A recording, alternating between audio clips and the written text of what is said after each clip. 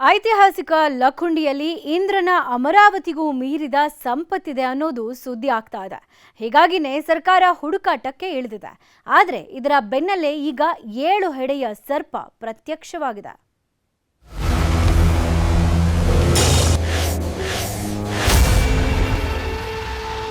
ಐತಿಹಾಸಿಕ ಲಕ್ಕುಂಡಿ ಗ್ರಾಮದಲ್ಲಿಯೂ ಕೂಡ 7 ಹೆಡೆಯ ನಾಗರ ಸರ್ಪದ ಒಂದು ಮೂರ್ತಿ ಕೂಡ ಈಗ ಪತ್ತೆಯಾಗಿರುವಂಥದ್ದು.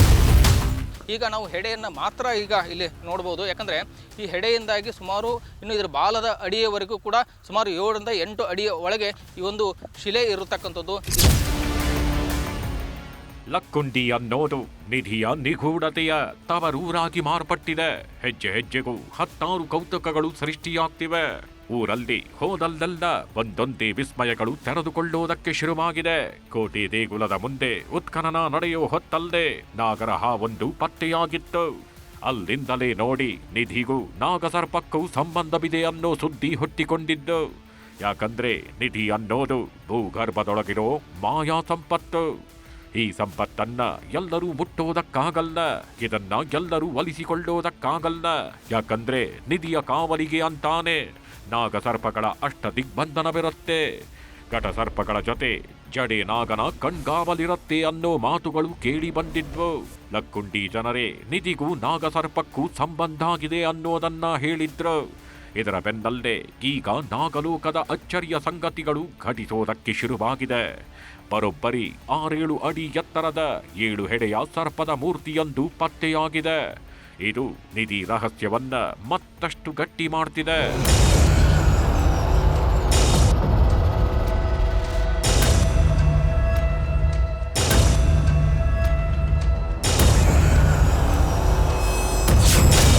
ನಿಧಿ ಕಾಯ್ತಿವೆಯಂತೆ ಜಡೇನಾಗನ ಜೊತೆ ಘಟಸರ್ಪ.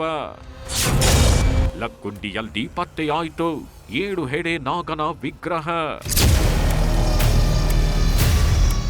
ಹೇಳಿ ಕೇಳಿ ಲಕ್ಕುಂಡಿ ಐತಿಹಾಸಿಕವಾಗಿ ಸಂಪದ್ಭರಿತವಾಗಿರೋ ನೆಲ. ಇದು ಹಲವಾರು ರಾಜ ಮಹಾರಾಜರು ಆಳಿದ ನಾಡು. ಹೀಗಾಗಿ ಶಿಲ್ಪಕಲೆಗಳ ಜೊತೆಗೆ ಚಿನ್ನ, ಮುತ್ತು ರತ್ನ, ಹವಳ, ವಜ್ರ, ವೈಢೂರ್ಯಗಳಿಂದ ತುಂಬಿ ತುಳುಕಾಡಿದ್ದ ಭೂಮಿಗಿದು. ಹೀಗಾಗಿಯೇ ತಲೆಮಾರುಗಳಿಂದ ನಿಧಿ ರಹಸ್ಯ ಸದ್ದು ಮಾಡ್ತಾನೇಗಿದೆ. ಈ ಊರಲ್ಲಿ 7 ಕೊಪ್ಪರಿಗೆಯ ಸಂಪತ್ತಿದೆಯಂತೆ. ರಾಜ ಮಹಾರಾಜರು ಹಂಡೆಗಟ್ಟಲೆ ಬಂಗಾರವನ್ನ ಹುದುಗಿಸಿಟ್ಟಿದ್ದಾರೆ ಅಂತ ಊರಿನವರೇ ಹೇಳ್ತಿದ್ದಾರೆ. ಆದರೆ ಈ ನಿಧಿ ಸುತ್ತ ಈಗ ಸರ್ಪದ ಕಣ್ಗಾವಲಿನ ಸುದ್ದಿಗಳು ದಿನಕ್ಕೊಂದರಂತೆ ಹುಟ್ಕೊಳ್ತಿವೆ. ಭೂಮಿಯೊಳಗಿರೋ ಬಂಗಾರದ ರಹಸ್ಯ ಕೆದಕ್ಬೇಕು ಅಂದ್ರೆ ಮೊದಲು ನಾಗಬಂಧನವನ್ನ ಮುಕ್ತಿಗೊಳಿಸಬೇಕು. ಯಾಕಂದ್ರೆ ಚಿನ್ನದ ರಾಶಿಯನ್ನ ಘಟಸರ್ಪದ ಜೊತೆಗೆ 7 ನಾಗ ಕಾಯ್ತಿದ್ದಾನೆ ಅಂತ ಊರಿನ ಹಿರಿಯರು ಹೇಳ್ತಿದ್ದಾರೆ. ಇದು ಹೌದು ಅನ್ನೋದಕ್ಕೆ ಒಂದಷ್ಟು ವಿಸ್ಮಯಕಾರಿ ಸಂಗತಿಗಳು ನಡೆಯುತ್ತಿವೆ. 7 ಸರ್ಪದ ಬಗ್ಗೆ ಅನಾದಿ ಕಾಲದಿಂದಲೂ ಚರ್ಚೆಯಾಗ್ತಿದೆ.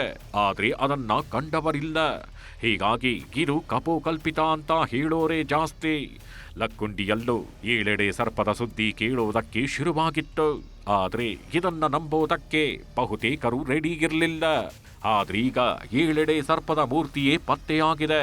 ಇದು ಇಂದು ನಿನ್ನೆ ಸೃಷ್ಟಿಯಾಗಿದ್ದಲ್ಲ, 3-4 ತಲೆಮಾರುಗಳೇ ಕಳೆದು ಹೋಗಿವೆ. ಹೀಗಾಗಿ ರಾಜರ ಕಾಲದಲ್ಲೇ 7 ಸರ್ಪದ ಮಾಹಿತಿ ಇತ್ತು ಅಂತ ಹೇಳಲಾಗ್ತಿದೆ. ಲಕ್ಕುಂಡಿ 9-10ನೇ ಶತಮಾನಗಳಿಂದ ಹಿಡ್ಕೊಂಡು ವಿಜಯನಗರೋತ್ತರ ಕಾಲದವರೆಗೂ ಸುಮಾರು 16-17ನೇ ಶತಮಾನದವರೆಗೂ ಕೂಡ ತುಂಬ ಉಚ್ಛ್ರಾಯ ಸ್ಥಿತಿಯಲ್ಲಿದ್ದಂತಹ ನಗರ. ಇಲ್ಲಿ ವಾಣಿಜ್ಯ, ವ್ಯವಹಾರ, ದೇವಾಲಯಗಳು, ಧರ್ಮ ಇವೆಲ್ಲವುಗಳು ಕೂಡ ಪ್ರಚಲಿತವಾಗಿದ್ವು. ಹಾಗಾಗಿ ಈ ನಾಡಿನೊಳಗೆ ಸಂಪತ್ತು ಸಾಕಷ್ಟಿತ್ತು, ಸಮೃದ್ಧತೆ ಇತ್ತು. ಹಾಗಾಗಿ ಇಲ್ಲಿ ನಿಧಿ ಇರುವಂತಹ ಸಾಧ್ಯತೆಗಳು ಇವೆ. ಆದರೆ ಖಚಿತವಾಗಿ ಇಂಥಲ್ಲೇ ಇವೆ, ಶಾಸನಗಳಿದ್ದಲ್ಲೇ ಇರ್ತವೆ ಅಥವಾ ದೇವಸ್ಥಾನಗಳಲ್ಲೇ ಇವೆ ಅಂತ ಹೇಳುವಂಥದ್ದು ಮಾತ್ರ ಅದು ಸರಿಯಾದ ಮಾತಲ್ಲ ಅಂತ ನಾನು ಭಾವಿಸ್ತೀನಿ. ಅಮಾವಾಸ್ಯೆ ವೇಳೆ ಈ ಮೂರ್ತಿಗಳಿಗೆ ಮಾಡಬೇಕು ಪೂಜೆ. ಈ 7 ಸರ್ಪದ ಕಲ್ಲನ್ನ ನೋಡ್ತಿದ್ರೇನೆ ವಿಸ್ಮಯ ಅನ್ನಿಸ್ತಿದೆ. ಯಾಕಂದ್ರೆ ಇಲ್ಲಿರೋದು 1-2 ನಾಗರ ಕಲ್ಲಲ್ಲ, 7 ಹೆಡೆ, 2 ಹೆಡೆ, 1 ಹೆಡೆ, ಹೀಗೆ 10 ಹಲವು ಕೆತ್ತನೆಗಳ ನಾಗಶಿಲೆಗಳಿವೆ. ಈ ಜಾಗದಲ್ಲಿ ಪ್ರತಿ ಅಮಾವಾಸ್ಯೆಯೂ ಪೂಜೆ ಮಾಡಬೇಕಂತೆ. ಅಪ್ಪಿ ತಪ್ಪಿಯೂ ಅಮಾವಾಸ್ಯೆ ಪೂಜೆಯನ್ನ ಮರೆಯುವಂತಿಲ್ಲ. ಒಂದು ವೇಳೆ ಪೂಜೆ ಮಾಡದೇ ಇದ್ದಲ್ಲಿ ಹಾವುಗಳು ಕಾಣಿಸಿಕೊಳ್ಳೋದಕ್ಕೆ ಶುರುವಾಗ್ತಾವಂತೆ. ಹೀಗಾಗಿ 16 ವರ್ಷಗಳಿಂದ ಈ ಪೂಜಾ ಕೈಂಕರ್ಯಗಳನ್ನ ಚಾಚು ತಪ್ಪದೆ ಮಾಡಿಕೊಂಡು ಬರ್ತಿದ್ದಾರೆ.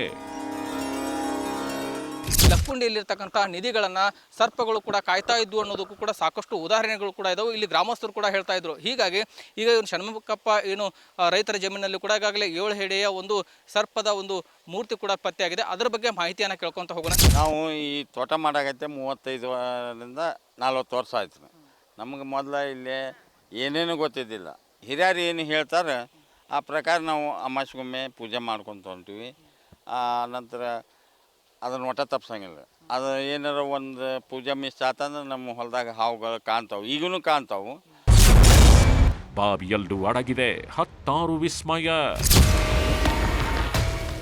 ಈ ಊರಲ್ಲಿ ಹೆಜ್ಜೆ ಇಟ್ಟಲ್ಲೆಲ್ಲ ವಿಸ್ಮಯಗಳೇ ಕಣ್ಣಿಗೆ ಬೀಳ್ತಿವೆ. ಈ ಪಾಳು ಬಿದ್ದ ಬಾವಿ ಕೂಡ 16 ಕಥೆಗಳನ್ನ ಸಾರ್ತಿದೆ. ಯಾಕಂದ್ರೆ ಈ ಬಾವಿಯ ಒಂದು ಭಾಗದಲ್ಲಿ ಲಕ್ಷ್ಮೀ ದೇವಿ ರೂಪದ ಮೂರ್ತಿಯೊಂದು ಪ್ರತಿಷ್ಠಾಪಿಸಿದ್ದಾರೆ. ಇದ್ಯಾವುದನ್ನು ಈಗಿನ ಜನ ಅಳವಡಿಸಿರೋದಲ್ಲ. ಈ ಮೂರ್ತಿಗಳೆಲ್ಲಾಗಿದ್ದು ತಲೆಮಾರುಗಳೇ ಕಳೆದು ಹೋಗಿವೆ. ಲಕ್ಷ್ಮಿಯನ್ನ ಸಂಪತ್ತಿನ ಅಧಿದೇವತೆ ಅಂತೀವಿ. ಹೀಗಾಗಿ ಲಕ್ಷ್ಮೀ ಮೂರ್ತಿಯು 16 ಕುತೂಹಲ ಮೂಡಿಸ್ತಿದೆ. ಅಷ್ಟೇ ಅಲ್ಲ, ಈ ಊರಲ್ಲಿ ಒಟ್ಟು 101 ಬಾವಿ, 101 ದೇವಸ್ಥಾನಗಳಿವೆ. ಎಲ್ಲ ಕಡೆಯೂ ಇಂಥದ್ದೇ ನಿಗೂಢತೆ ಚಾಚಿಕೊಂಡಿದೆ. ಸದ್ಯ ನಾವು ಲಕ್ಕುಂಡಿ ಗ್ರಾಮದ ಹೊರವಲಯದಲ್ಲಿರ್ತಕ್ಕಂಥ ಬಳಗಾನೂರವರ ಎಂಬತಕ್ಕಂಥ ಜಮೀನಿನಲ್ಲಿ ಕೂಡ ನೋಡ್ತಾ ಇರ್ಬೋದು. ಇಲ್ಲಿ ಒಂದು ಬಾವಿ ಇದೆ. ಬಾವಿಯಲ್ಲಿಯೂ ಕೂಡ ಒಂದು ಮೂರ್ತಿ ಕೂಡ ಈಗ ಇರ್ತಕ್ಕಂಥದ್ದು ಆ ದೃಶ್ಯದಲ್ಲಿಯೂ ಸಹ ನೋಡ್ತಾ ಇರ್ಬೋದು. ಈ ಒಂದು ಮೂರ್ತಿ ಲಕ್ಷ್ಮೀ ದೇವಿ ಆಗಿರ್ಬೋದು, ಇಲ್ಲಾಂದ್ರೆ ಇದೊಂದು ಸರಸ್ವತಿಯ ಮೂರ್ತಿ ಅನ್ನಲಾಗ್ತಾ ಇದೆ. ದೃಶ್ಯದಲ್ಲೂ ಕೂಡ ನೋಡ್ತಾ ಇರ್ಬೋದು. ಇದೊಂದು ಬಾವಿ, ಇದು ಕೂಡ ಪ್ರಾಚೀನ ಕಾಲದಲ್ಲಿ ಕಟ್ಟಿಸಿರ್ತಕ್ಕಂಥ ಒಂದು ಬಾವಿ. ಈ ಬಾವಿಯಲ್ಲೇ ಈಗ ಮೂರ್ತಿ ಕೂಡ ಇರ್ತಕ್ಕಂಥದ್ದು.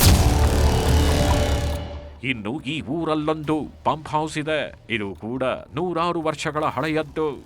ಇದನ್ನ ಯಾವಾಗ ನಿರ್ಮಿಸಿದ್ದು ಅನ್ನೋದು ಈ ಜಾಗದ ಮಾಲೀಕರಿಗೂ ಗೊತ್ತಿಲ್ಲ.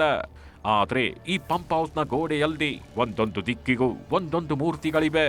ಕೀರ್ತಿಮುಖ, ಶೈವ ದೇವಾಲಯದ ದ್ವಾರಪಾಲಕ, ದಾನಶಿಲಾ ಶಾಸನ ಹಾಗೂ ಗಣೇಶ ಮೂರ್ತಿ ಸೇರಿದಂತೆ 16 ಮೂರ್ತಿಗಳಿವೆ. ಇವುಗಳನ್ನ ಹೊರತೆಗೀಬೇಕು ಅಂದ್ರೆ ಪಂಪ್ ಹೌಸ್ ಅನ್ನೇ ಕೆಡವಬೇಕು. ಒಂದು ವೇಳೆ ಈ ಮೂರ್ತಿಗಳನ್ನ ತಗೊಂಡು ಹೋಗೋದೇ ಆದ್ರೆ ನಮಗೆ ಹೊಸದೊಂದು ಪಂಪ್ ಹೌಸ್ ಕಟ್ಟಿಸಿಕೊಟ್ಟು ಈ ಮೂರ್ತಿಗಳನ್ನ ತಗೊಂಡು ಹೋಗ್ಬೋದು ಅಂತ ಜಾಗದ ಮಾಲೀಕರು ಹೇಳ್ತಿದ್ದಾರೆ. ಸರ, ನಾವು ಕೊಡ್ಲಿಕ್ಕೆ ರೆಡಿ ಇದೀವ್ರಿ ಸರ. ಆದ್ರೆ ನಮಗೆ ಈ ಇಂಜನ್ ಮನಿ ಏನೈತಿ ಇದನ್ನ ಪ್ರಥಮವಾಗಿ ನಮಗೆ ಆದ್ಯತೆ ಅದನ್ನ ನಿರ್ಮಾಣ ಮಾಡಿಕೊಟ್ಟು ಆನಂತರ ನಾವು ತಗೊಳ್ಳಿಕ್ಕೆ ಅವಕಾಶ ಮಾಡಿಕೊಟ್ರೆ ಮಾತ್ರ.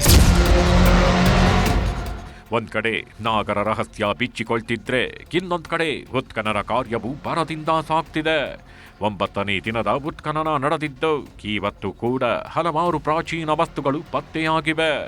ಒಟ್ನಲ್ಲಿ ದಿನದಿಂದ ದಿನಕ್ಕೆ ನಿಧಿ ರಹಸ್ಯ ಕುತೂಹಲ ಮೂಡಿಸ್ತಿದ್ದು ಬಂಗಾರ ಯಾವಾಗ ಸಿಗುತ್ತೋ ಅಂತ ಜನ ಕಣ್ಣರಳಿಸಿ ನೋಡ್ತಿದ್ದಾರೆ. ಸಂತೋಷ್ ಕೊಣ್ಣೂರ್, ನ್ಯೂಸ್ 18 ಗದಗ.